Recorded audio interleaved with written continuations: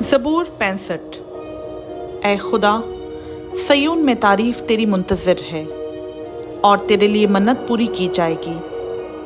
ऐ दुआ के सुनने वाले, सब बशर तेरे पास आएंगे। बदअमाल मुझ पर गालिब आ जाते हैं, पर हमारी ख़ताओं का कफ़ारा तू ही देगा।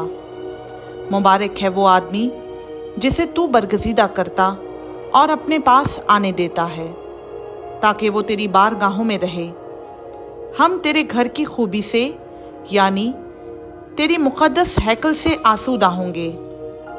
ऐ हमारे निजात देने वाले खुदा, तू जो ज़मीन के सब किनारों का और समुंदर पर दूर दूर रहने वालों का तकिया है, खौफनाक बातों के ज़रिया से तू हमें सदाकत से जवाब देगा। तू कुदरत से कमरबस्ता होकर अपनी क़ुव्वत से पहाड़ों को इस्तेहकाम बख्शता है। तू समुंदर के और उसकी मौजों के शोर को और उम्मतों के हंगामा को मौकूफ़ कर देता है। ज़मीन की इंतहा के रहने वाले तेरे मौजज़ों से डरते हैं। तू मुतल्ला सुबह को और शाम को शादमानी बख्शता है। तू ज़मीन पर तवज्जो करके उसे सैराब करता है। तू उसे खूब मालामाल कर देता है। खुदा का दरिया पानी से भरा है। जब तू ज़मीन को यूं तैयार कर लेता है तो उनके लिए अनाज मुहैया करता है। तू उसकी रेघारियों को खूब सैराब करता और उसकी मेंढों को बिठा देता है।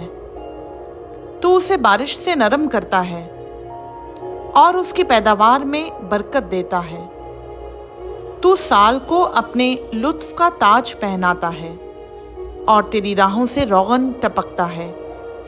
वो बियाबान की चरागाहों पर टपकता है और पहाड़ियां खुशी से कमर बस्ता हैं। चरागाहों में झुंड के झुंड फैले हुए हैं। वादियां अनाज से ढकी हुई हैं। वो खुशी के मारे ललकारती और गाती हैं। खुदा उनका पाक कलाम का पढ़ा, सुना, समझा और कबूल किया जाना हम सबों के लिए बाइस बरकत हो। आमीन।